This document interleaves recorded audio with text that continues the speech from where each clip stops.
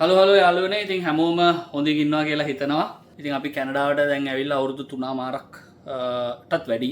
ඉතින් 3මාරකටත් වැඩි. ඉතින් අපි ලංකාවට ආවට පස්සේ ගියේම නැහැ, යන්න හම්බුනේ නැහැ තිබ්බ වැඩ කටයුතුත් එක්ක. ඉතින් ලංකාවේ නම් අපි බලන්න අමුත් එක් ආවා දැන් දවස් කීපයකට කලින්. ඒ අමුත්තා තමයි මේ ඉන්නේ. මල්ලිකා අම්මාව ඉතින් හුඟක් සතුටුයි අවුරුදු ඒවගේ අවුරුදු 3මාරකට පස්සේ ඉතින් මාර ලොකු එක්ස්පීරියන්ස් එකක් එයාට ඉතින් මෙයාව නම් ඔයගොල්ලෝ දන්නවනේ ඉතින් ලොකු එක්ස්පීරියන්ස් එකක් එයාට ඉතින් දැන් දවස් 3-4ක් වෙනවා ඇවිල්ලා ඉතින් මොකද කැනඩාව ගැන හිතෙන්නේ කැනඩාව ගැන ඉතින් ලොකු අත්දැකීමක් ඉතින් දැන් මේ දවස් 2-3ට ඉතින් කියන්න අමාරුයි.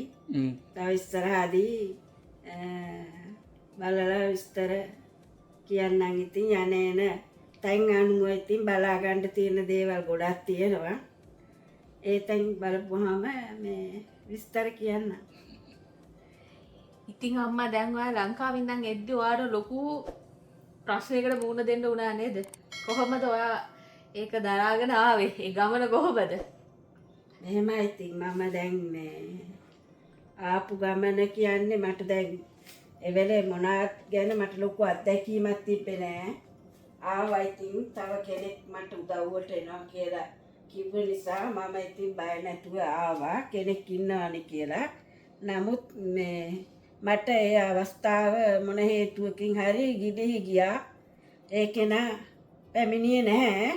ඒ නිසා ඉතින් මට මේ එන ගමන කොච්චර බරපතලද කියලා මට දැනුවත්කමක් තිබ්බේ නෑ.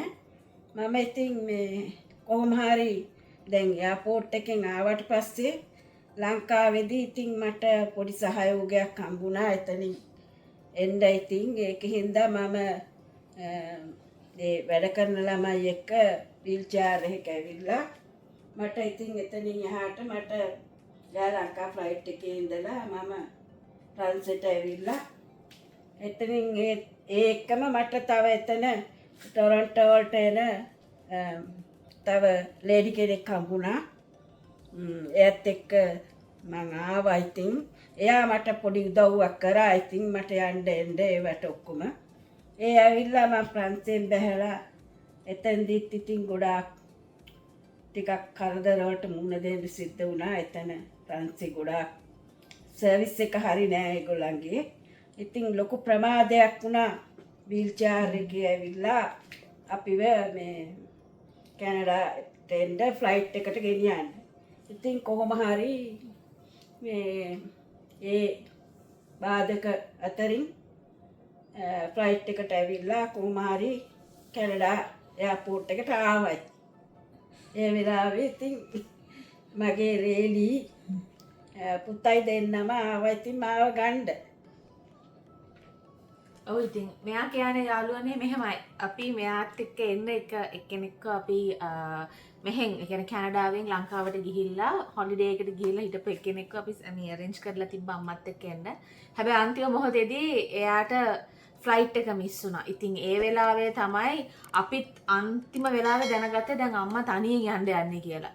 එතනදී අපිත් මෙහෙන් ලොකු කලබලය වෙලා එහෙ ගෙදරත් කට්ටියත් කලබල වෙලා අපි හදිස්සියෙන් තමයි අම්මට මේ වීල්චෙයාර් එක අපි දැම්මේ.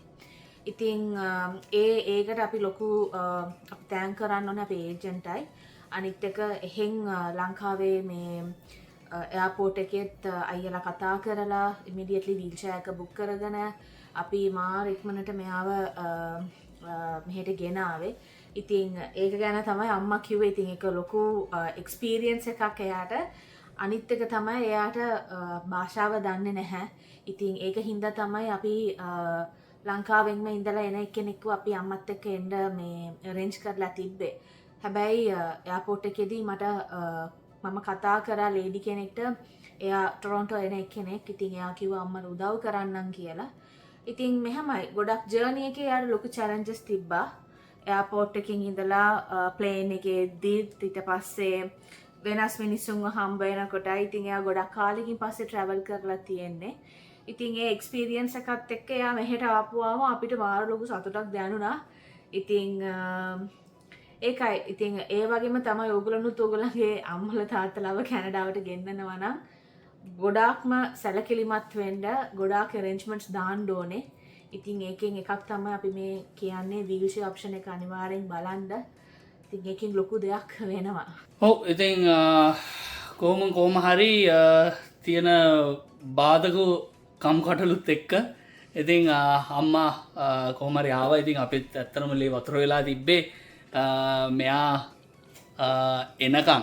ඉතින් අපිත් බොහොම ආසාවෙන් බලාගෙන හිටියේ. ඉතින් ෆ්ලයිට් එක එන එකේ ඉඳන්ම බලාගෙන හිටියා. කොහොම හරි ආවා. ඉතින් ඒක ගැන අපි සතුටු වෙනවා.